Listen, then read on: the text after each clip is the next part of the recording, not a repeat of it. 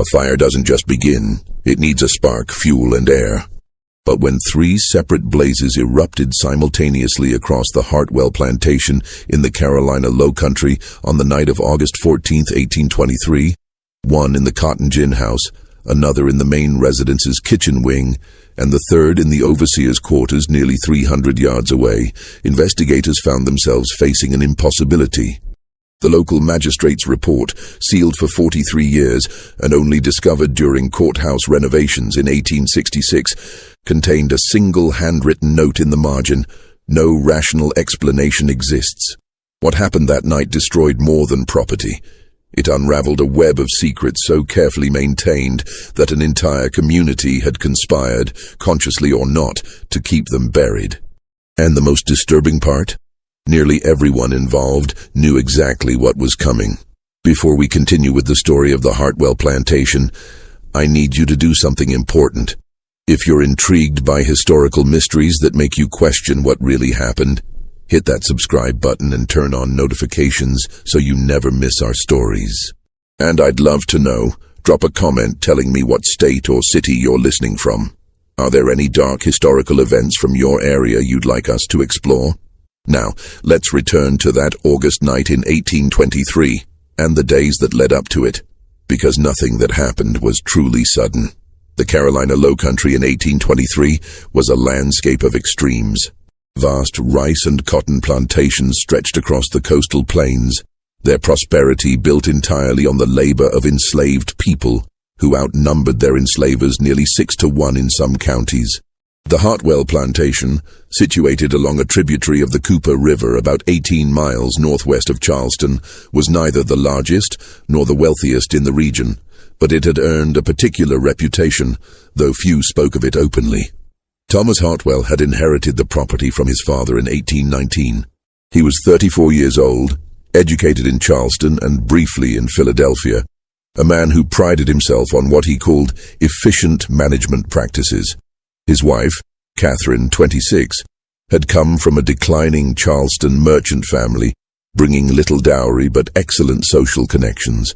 They had 2 children, Margaret, age 6, and Thomas Jr., age 3. The family occupied a 2-story frame house with broad piazzas, typical of the region, painted white with dark green shutters. The plantation worked 312 acres, with approximately 78 enslaved people living in 2 rows of cabins behind the main house and near the fields. The overseer, a man named Gideon Yates, occupied a smaller house on the eastern edge of the property. He'd been hired by the elder Hartwell in 1816 and had remained through the ownership transfer. A man in his late 40s, known for rigid discipline and an ability to extract maximum productivity. But there was something else about the Hartwell Plantation, something whispered about in Charleston parlors and discussed in careful code at church gatherings. 3 enslaved people had died there in the span of 18 months, officially from fever, injury, and childbirth complications. The deaths themselves weren't unusual for the time and place. Such tragedies were grimly common across the plantation south. What made people uneasy was the timing of each death, each occurring shortly after that person had been seen arguing with Yates or had been singled out for punishment. The summer of 1823 had been particularly brutal. Temperatures climbed above 90 degrees for weeks, and the humidity made every breath feel like drowning. The cotton crop demanded constant attention, and Hartwell, facing debts from a failed speculation in Charleston real estate, pushed for increased production. Yates, in turn, pushed the enslaved workers harder than ever before. Among those workers was a woman named Dinah, about 40 years old, who worked primarily in the main house as a cook and domestic servant. She'd been born on the plantation and had seen 3 of her children sold away over the years, a common and devastating practice. She had a daughter, Ruth, 19, who also worked in the house, and a son, Samuel, 16, who worked in the fields. Dinah had a quiet strength about her, a steadiness that other enslaved people relied on. She rarely spoke unnecessarily, but when she did, people listened. There was also Jacob, a man in his early 30s, one of the most skilled workers on the plantation. He could repair almost anything: broken tools, damaged wagon wheels, even clock mechanisms. This skill made him valuable, but also gave him slightly more freedom of movement than others. He'd been purchased by the elder Hartwell from a plantation in Virginia in 1815, separated from his wife and infant son in the process, a wound that never healed. And there was Moses, a man of about 50, who served as the informal spiritual leader among the enslaved community. He led prayer meetings on Sunday afternoons, speaking in a low, resonant voice that could make biblical passages feel like prophecy. He'd learned to read. How, no one knew for certain, but literacy among the enslaved was both rare and dangerous. If Yates had discovered this, the punishment would have been severe. The tension on the plantation had been building for months, invisible to the Hartwells, but palpable to everyone else. It started with small things. Tools that mysteriously broke just when they were most needed, a fence gate left unlatched allowing livestock to wander, a cooking fire that nearly went out during dinner preparations, forcing a delay in the family's evening meal. Each incident was minor, easily explained as accident or negligence, but their frequency increased through July and into August. Yates responded with stricter discipline, reducing already meager rations, extending work hours into the evening, and increasing the use of physical punishment. The plantation became a pressure vessel with no release valve. On August 10th, 4 days before the fire, something happened that would later be remembered as significant, though at the time it seemed like just another ugly incident in an ugly system. A young man named Peter, 17 years old, had been accused of working too slowly in the cotton fields. Yates decided to make an example of him, administering a public whipping in the yard between the enslaved people's cabins. The punishment was savage enough that Peter could barely stand afterward. Dinah and Ruth were ordered to tend to his injuries. That evening, as the sun set and the enslaved community gathered in the spaces between their cabins, something shifted. Moses led a prayer meeting as he often did, but witnesses would later recall that the prayers that night felt different, more like declarations than supplications. He spoke about the Hebrew children in the fiery furnace, about walls falling at Jericho, about plagues visited upon Egypt. His voice never rose above its usual measured tone, but every word seemed weighted with intention. "The Lord sees," he said, looking not at his listeners but at some distant point beyond them. "Every tear, every drop of blood, every cry in the night. And the Lord remembers." Dinah sat at the edge of the gathering, her face unreadable. Jacob stood in the shadows, his skilled hands motionless for once. Ruth held Peter's hand as he sat, still trembling from pain.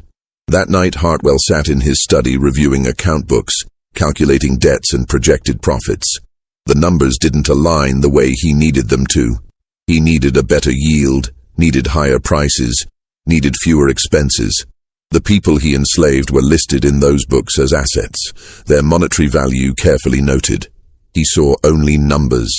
Catherine sat in the parlor with Margaret, teaching her daughter to embroider, trying to maintain the pretense of refinement, even as she felt the oppressive heat and growing unease that seemed to emanate from the very land itself.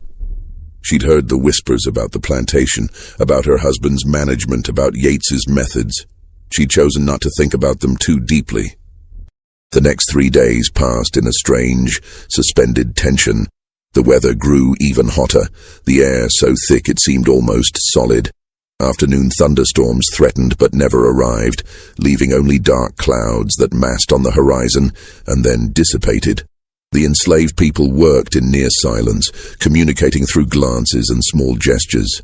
Yates prowled the property constantly, sensing something but unable to identify what.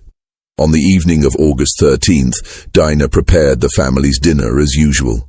She moved through the kitchen with automatic precision, her face revealing nothing.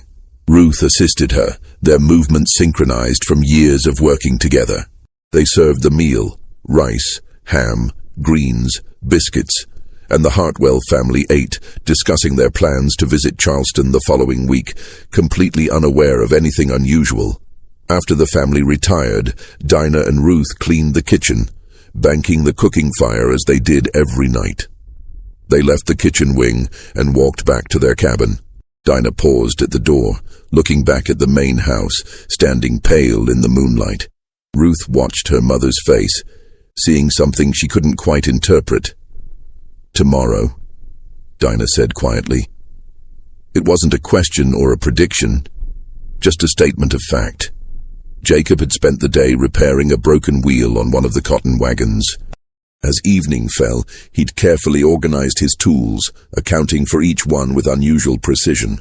He'd cleaned them thoroughly, wrapping some in oiled cloth as if preparing for a long period of storage. He worked slowly, methodically, seeming almost to be performing a ritual rather than simple maintenance. Moses spent the evening with several of the older members of the enslaved community, speaking in low tones. They sat in a rough circle, and though no written records exist of what was said, those who passed by later remarked that the conversation seemed less like planning and more like prayer, or perhaps farewell. Yates retired to his quarters around 9 o'clock, as was his habit. His house was a simple 4-room structure, functional rather than comfortable, smelling of tobacco and kerosene. He undressed, reviewed the next day's work assignments in his mind, and climbed into bed.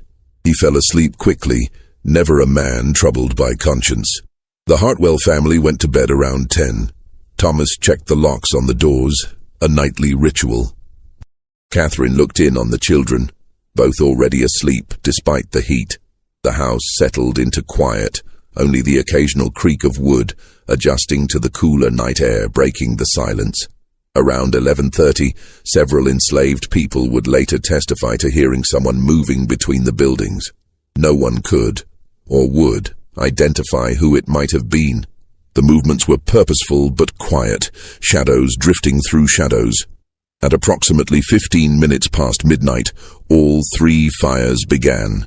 The first alarm came from Catherine Hartwell, woken by the smell of smoke. She sat upright, confused, trying to determine if she was dreaming. Then she heard the crackling sound, faint but unmistakable, coming from somewhere below and behind her bedroom. She shook her husband awake. Thomas, do you smell smoke?" He was slower to rouse, but once conscious, he recognized the danger immediately. They rushed into the hallway and saw smoke seeping up through the floorboards near the back of the house, coming from the direction of the kitchen wing. "Get the children!" Thomas shouted, already running toward the stairs. "Get them outside!" Catherine ran to the children's rooms. She snatched 3-year-old Thomas Jr. from his bed, screaming for Margaret to wake up and follow her. The 6-year-old, terrified and crying, stumbled after her mother as they fled down the main staircase and out the front door. Thomas Hartwell ran to the back of the house, trying to reach the kitchen wing. Heat and smoke drove him back. The fire had already engulfed the kitchen, flames climbing the walls with impossible speed. He could hear the roar of it, like some living thing feeding and growing. He stumbled outside, looking wildly around, and that's when he saw the second fire. The cotton gin house, a substantial building about 60 yards from the main residence, was also burning. Flames shot through its roof, illuminating the entire yard in flickering orange light. "Fire! Fire!" he screamed, his voice breaking with panic. "Everyone wake! Fire!" People began emerging from the enslaved people's cabins, some carrying buckets, others just standing in frozen shock. The bucket brigade, the standard response to plantation fires, began to form. But even as people ran toward the main house with water, there was a third shout, this one from a field hand named Benjamin. "Mr. Yates's house. It burning too. Impossible." That was everyone's first thought. Yates's house was 300 yards to the east, separated from both the main residence and the gin house by open ground. There was no way a fire could have spread there. Not that quickly. Not across that distance. But it was true. Flames were visible in the windows of the overseer's house, already advanced enough that the structure was clearly lost. The next 2 hours dissolved into chaos. The bucket brigade split into 3 groups, but each fire was already too advanced to contain. The kitchen wing of the main house was engulfed, and despite desperate efforts, the fire spread to the main structure. Catherine Hartwell stood in the yard clutching her children, watching her home burn. Around her, Enslaved people ran with buckets, their faces lit by flames, expressions ranging from frantic effort to something harder to interpret.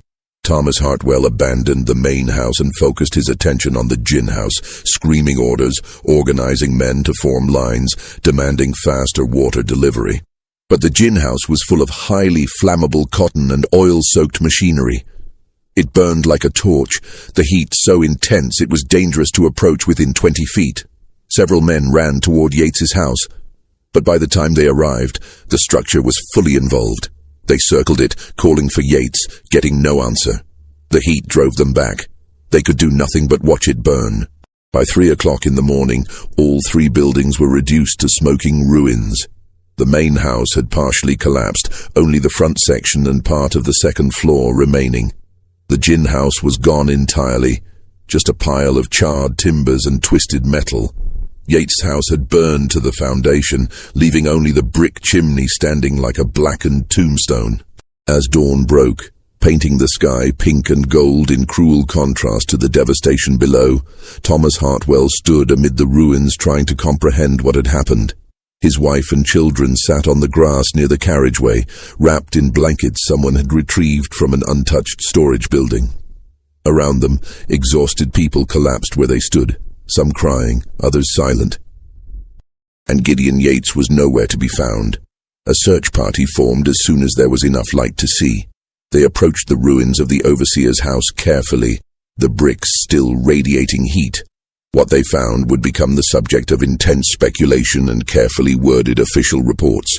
Yates's body was in what had been his bedroom, burned beyond easy recognition but identifiable by location and certain personal effects.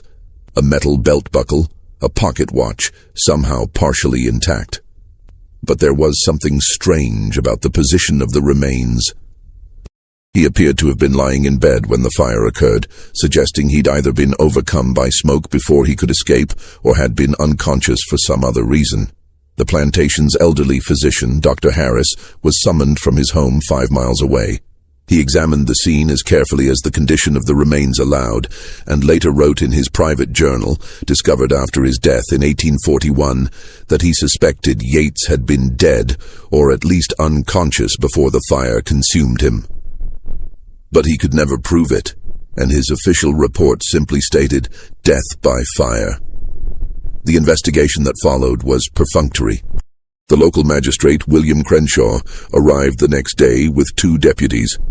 They interviewed Thomas and Catherine Hartwell, several of the enslaved workers, and examined the 3 fire sites. What they found troubled them deeply, but left them with no clear answers. All 3 fires had originated inside the buildings, not outside. This ruled out the possibility of a single spark from one fire spreading to the others. The distances were simply too great, and there had been no wind that night. Each fire had its own independent origin point. The fire in the main house kitchen appeared to have started in or near the cooking hearth, but the hearth had been properly banked for the night. According to both Dinah and Ruth's testimony, the fire in the gin house seemed to have started near the mechanical equipment, where oil and cotton fibers created a dangerous combination. But that area was always checked before the building was secured for the night, and Jacob, who'd been the last to leave it, swore he'd performed his usual inspection and found everything secure. The fire in Yates's house appeared to have started in multiple points, the bedroom and the small parlor, almost simultaneously. This was the most troubling finding, mentioned in Crenshaw's sealed report, but never publicly discussed. Magistrate Crenshaw interviewed the enslaved workers individually, asking where each person had been when the fires started. The answers were consistent but ultimately unhelpful. Most had been asleep in their cabins. Several had been outside, unable to sleep in the oppressive heat, but no one admitted to being near any of the buildings that burned. He asked specifically about Dinah, Ruth, Jacob, and Moses, the 4 people most frequently mentioned in others' testimony as leaders or influential figures in the enslaved community. All 4 had been in their cabins, according to their own statements and witnesses who corroborated seeing them there. Did anyone have grievances against Overseer Yates? Crenshaw asked, a delicate question in a system built on forced labor and brutality. The answers were careful. Yes, Yates had been strict. Yes, he administered punishment when he felt it was warranted. No, nothing unusual had happened recently, except, well, there was the matter of young Peter being whipped, but that was 4 days before the fire. Several people mentioned it, almost as if wanting it in the record but not knowing what to do with the information. Crenshaw questioned Peter himself, the young man still recovering from his injuries. Peter said he'd been asleep in his cabin when the fires started, that he hadn't left all night. His mother confirmed this, said she'd been watching over him. The magistrate examined the timing. For all 3 fires to have started within minutes of each other, either multiple people were involved, which would require coordination and secrecy among a large group, or one person had moved very quickly between 3 distant points, starting each fire in rapid succession. Neither explanation seemed plausible. Could it have been an accident, some bizarre confluence of separate incidents? That seemed even less likely. 3 independent fires, all starting within the same 15-minute window, each advancing rapidly enough to destroy substantial buildings. Crenshaw wrote in his official report, "The fires appear to have been set deliberately, but no evidence points conclusively to any individual or group. The simultaneous nature of the event suggests coordination, but the logistics of such coordination seem impractical, given the distances involved and the lack of any witness testimony indicating collaborative action." He noted one other thing, almost in passing. Several of the enslaved workers interviewed displayed an unusual calmness when describing the events, as if the disaster had been expected or understood on some level not accessible to this investigation. His final conclusion was unsatisfying but honest.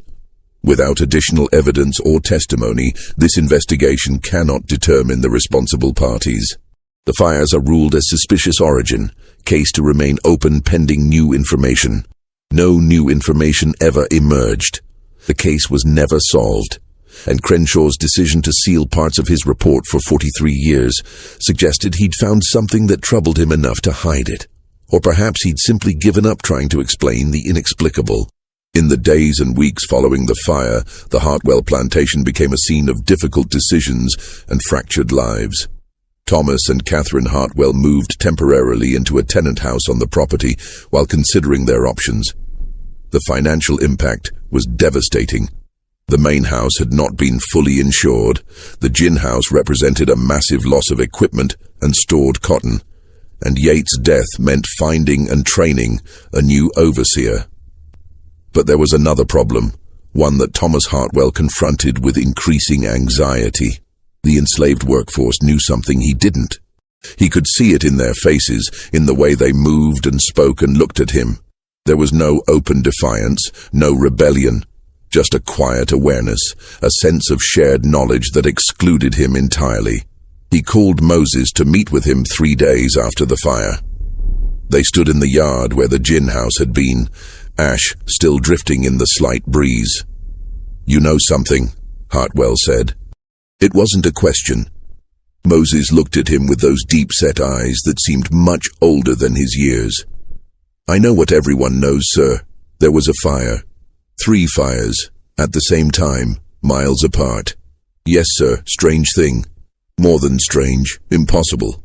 Moses was quiet for a moment. Then he said, "The Lord works in mysterious ways." It was such a platitude, such a standard deflection, that Hartwell almost struck him. But something in Moses's tone made him hesitate. It wasn't mockery exactly, but it wasn't submission either. It was simply statement of fact. "If you know something about how those fires started, I know the same as you, sir. I was asleep, then I heard the alarm, then I helped carry water. That's all I know about what happened." The careful phrasing, what happened, not how it happened, or who did it, just what happened. Hartwell let him go, knowing the conversation had yielded nothing and everything at the same time. Moses knew. They all knew.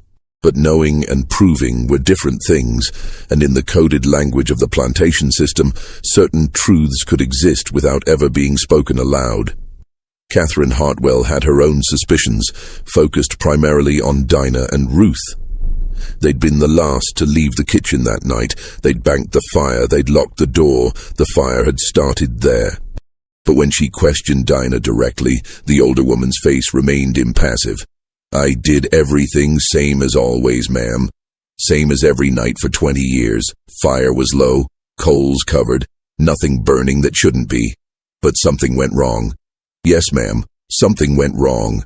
The way she said it, factual, unemotional, carrying no hint of guilt or defensiveness, made Catherine deeply uneasy. She dismissed Dinah, but found herself unable to shake the feeling that she'd just been told something important without any actual information being conveyed. The plantation struggled through the late summer and fall. A new overseer was hired, a man named Curtis who came with good references but lacked Yates's experience. The cotton crop was harvested, but without the gin, it had to be transported to a neighboring plantation for processing, cutting into already reduced profits.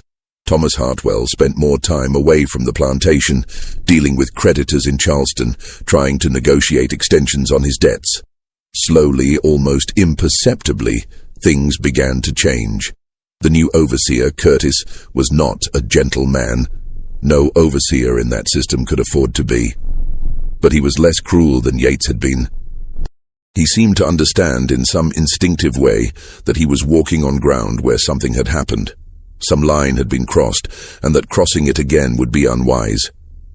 The punishments decreased. The rations improved slightly. Work hours remained long but stopped extending into the night. It wasn't freedom, wasn't justice, wasn't even basic human decency by any reasonable standard, but it was measurably better than what had come before, and everyone on the plantation understood, without it ever being stated, that this change was somehow connected to that August night. The rebuilding began in early 1824. Thomas Hartwell, unable to secure enough capital to rebuild the main house to its former size, constructed a smaller residence. The gin house was rebuilt in a new location, farther from the main buildings. The overseer's position remained filled by Curtis, who chose to live in a newly constructed house on the opposite side of the property from where Yates's had stood. Dinah continued to cook for the family, training Ruth in the skills that would eventually be passed to another generation. Jacob continued to repair and maintain equipment, his skilled hands steady and reliable. Moses continued to lead prayer meetings, his voice still resonant, still making prophecy sound like history and history sound like prophecy. And the secret of August 14, 1823, remained held by those who knew it and never shared it with those who didn't. In 1826, Thomas Hartwell sold the plantation. He claimed it was for financial reasons, and that was certainly part of the truth. The debts he'd accumulated were substantial, and the fire had destroyed any chance of recovering his position. But those who knew him noted that he never seemed comfortable on the property after the fire, never quite able to shake the feeling that he was being watched and judged by forces he could neither see nor control. The new owner, a Charleston merchant named Randolph Dunmore, purchased the property and its enslaved workers as a package. The plantation operated under his ownership until 1847, when he died and the property passed to his son. During those 21 years, the plantation was never particularly prosperous, but it was also never the site of any notable tragedy or disaster. Dinah died in 1832 at approximately 49 years old. She was buried in the enslaved people's cemetery on the plantation, her grave marked only with a simple wooden cross that has long since rotted away. Ruth continued her mother's work until she was sold in 1835 to a plantation further inland, a common fate, families separated by economic necessity or owner's whim. Jacob lived until 1838, when he died of injuries sustained in a wagon accident. Some wondered in whispers whether the accident had truly been accidental, whether he'd known something that eventually made him a liability. But there was never any evidence of foul play. He was buried near Dinah, in the section of land that enslaved people had claimed for their own eternal rest. Moses lived the longest, surviving until 1844. In his final years, his role as spiritual leader of the enslaved community became more prominent, and his prayer meetings were attended by dozens of people. When he died, people came from several neighboring plantations to pay their respects. a rare occurrence that spoke to the impact he'd had on many lives.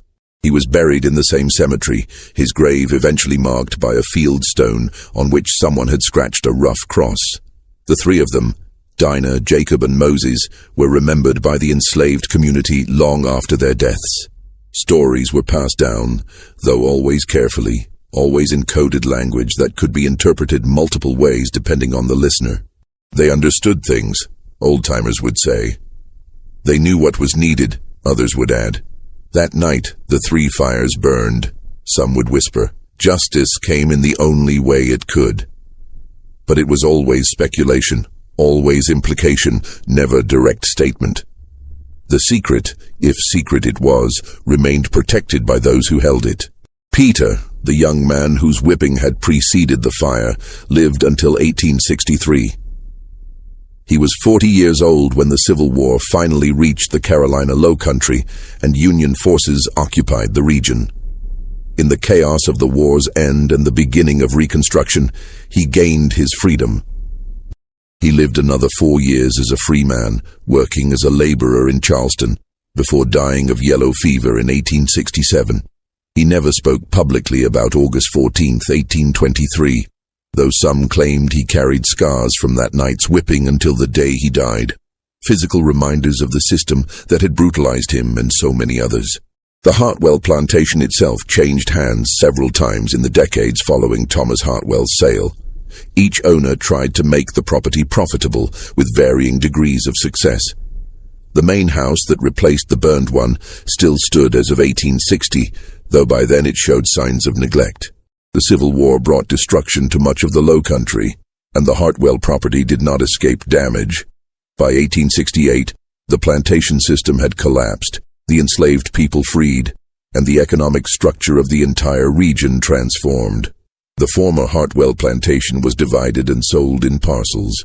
Some of the land went to formerly enslaved people trying to establish their own farms during Reconstruction, though most of those efforts were later undermined by violence and legal manipulation.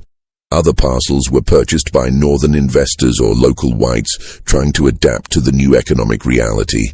The section of land where the three fires had burned, the main house location, the gin house site, and the spot where Yates's house had stood, remained largely unused. Local people, both black and white, seemed to avoid it. Several attempts to build on those sites were abandoned, the reasons varying. Foundation problems, disputes over property lines, lack of capital. But underlying all the practical reasons was a vague discomfort, a sense that something had happened there that had never been fully resolved or understood. In 1873, a journalist from Charleston visited the area, researching a series of articles on the transformation of low-country plantations after the war. He interviewed several elderly, formerly enslaved people, recording their memories of the old system. One woman, whose name he recorded only as Aunt Sarah, age listed as approximately 70, told him about the Hartwell plantation and the night of the three fires. "I was young then," she said, "but I remember. 3 fires all at once. They said it couldn't be done, but it was. They said nobody could have done it, but somebody did, or maybe several somebodies we never knew for sure. But I'll tell you this, after that night, things got better.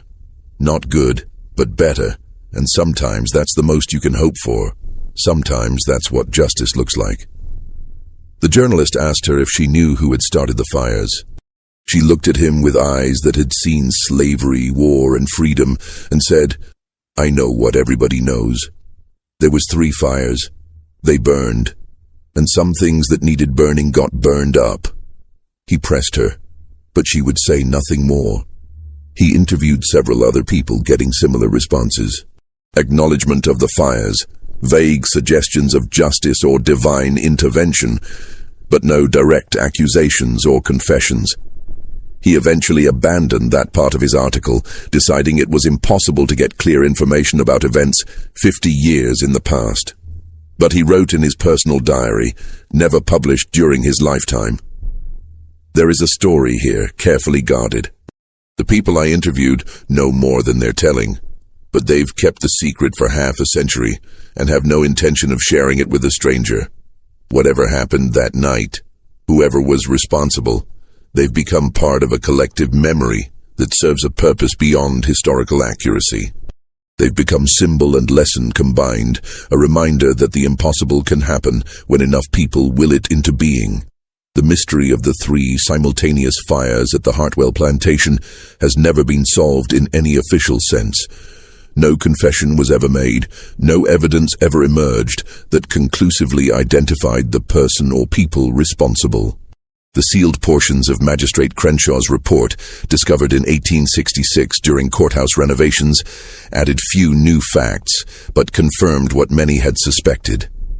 Crenshaw himself believed the fires were deliberately set as an act of coordinated resistance, but felt he lacked sufficient evidence to prosecute anyone.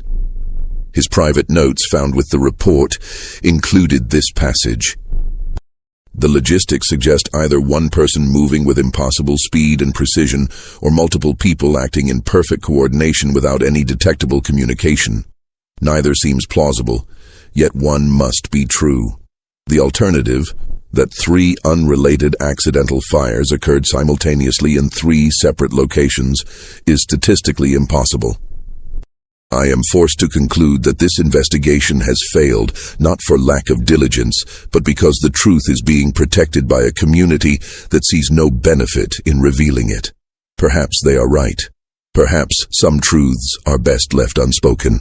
Modern analysis of the case, conducted by historians studying slavery and resistance in the antebellum South, has offered several theories. The most commonly accepted theory among scholars suggests that at least 3 people were directly involved in setting the fires, with many others providing covering alibis and maintaining collective silence afterward. The precision of the timing would require careful planning and coordination, possibly using signals or prearranged timings based on natural markers like moon position or insect sounds. In this interpretation, Dinah, Jacob, and Moses are seen as probable leaders or coordinators, but dozens of others must have been aware and complicit. A second theory proposes that one person, most likely Jacob, given his freedom of movement and technical knowledge, set all 3 fires using carefully prepared delayed ignition methods. Slow-burning fuses or other timing mechanisms, while crude by later standards, were not unknown in the 1820s. This theory explains the simultaneous fires while requiring fewer active participants, though it still requires many people to maintain silence afterward. A third theory, less widely accepted but intriguing, suggests that the fires were indeed accidents, separate, unrelated incidents that happened to occur on the same night. Proponents point out that cotton gin houses were notoriously fire-prone. Cooking fires in plantation kitchens were dangerous, and houses heated with fireplaces and lit with candles frequently burned. The simultaneous nature could be coincidence, with the subsequent conspiracy of silence arising not because people knew who was responsible, but because they were glad for the result regardless of the cause. But each theory has problems. The coordinated action theory requires dozens of people to have kept a perfect secret for decades, with not a single person breaking under pressure, making a deathbed confession, or revealing the truth after gaining freedom. The single-actor theory requires technical sophistication that seems unlikely for the time and place, and the accident theory requires accepting a statistical near-impossibility. What's most fascinating about the case, from a historical perspective, is what it reveals about resistance within the slavery system. Whether the fires were deliberately set or not, the reaction to them, the collective silence, the coded language, the careful protection of any incriminating information, demonstrates a level of organized resistance that white enslavers feared deeply and often refused to acknowledge. The enslaved people of the Hartwell Plantation created and maintained a counter-narrative, a story that existed alongside the official investigation but never intersected with it. In their version, August 14, 1823, was a night when justice arrived through mysterious but somehow appropriate means. Whether that justice took human form or divine form was deliberately left ambiguous, allowing each person to interpret the events according to their own understanding and conscience. Physical evidence of the fires has long since disappeared. The plantation site has been developed and redeveloped over nearly 200 years. A modern subdivision now occupies part of the land, with no markers indicating what once stood there.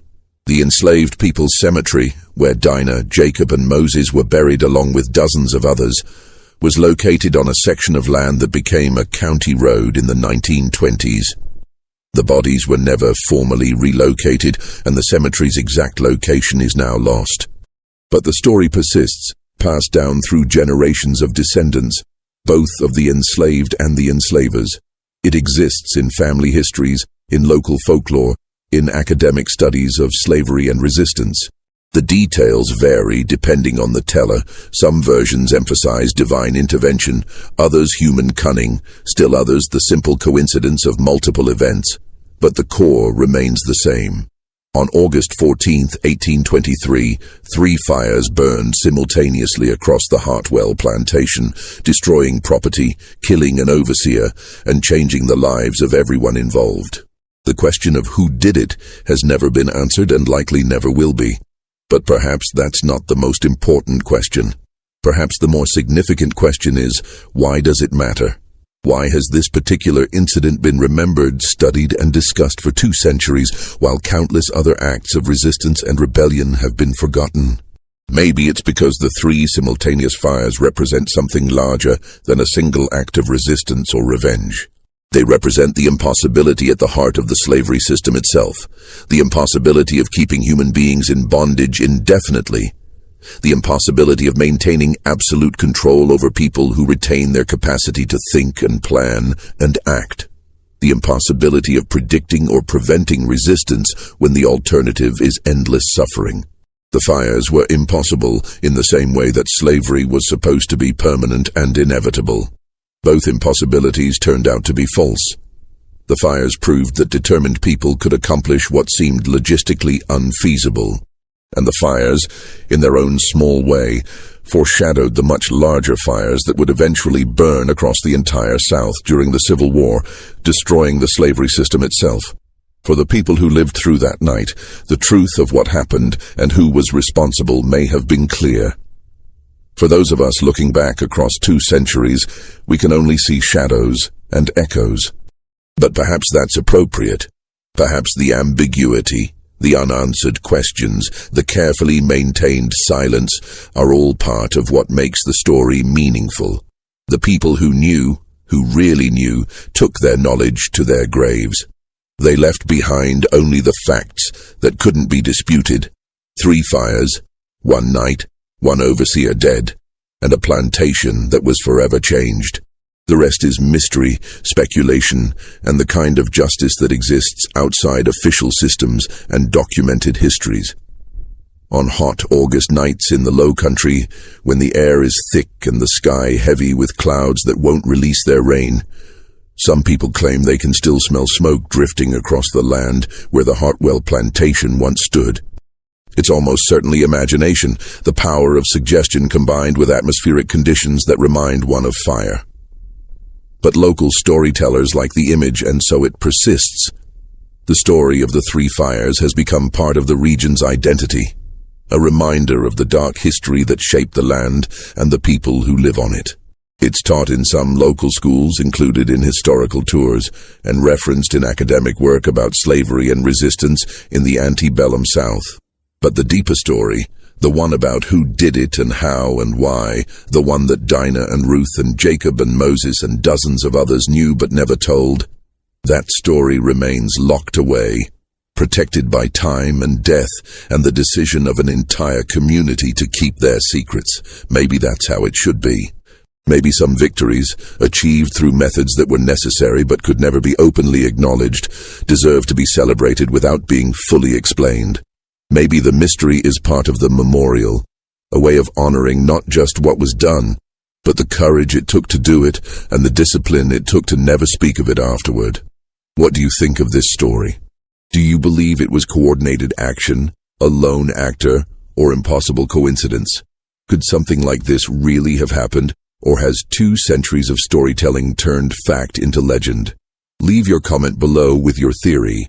And if you're fascinated by these dark historical mysteries that blur the line between fact and folklore, subscribe to our channel, hit that notification bell, and share this video with someone who loves untold stories from America's past. There are countless more mysteries waiting to be explored, stories that challenge us to think about history in new ways. See you in the next video.